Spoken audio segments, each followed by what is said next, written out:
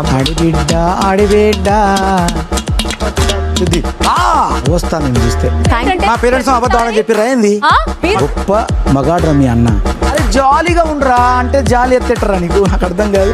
మీరు ఒక statement pass చేసే ముందు వెనక ఆలోచించి మాట్లాడండి. కాదు అన్న, నువ్వు తోపు అయితే నేను ఇంకో దాంట్లో తోపు, నువ్వు ఒక దాంట్లో ఊపు అయితే నేను ఇంకో దాంట్లో ఊపే.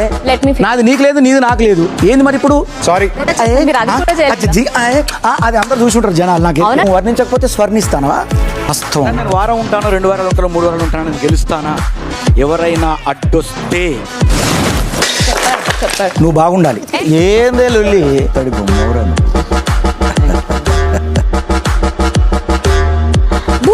మాట్లాడావు చెప్పు.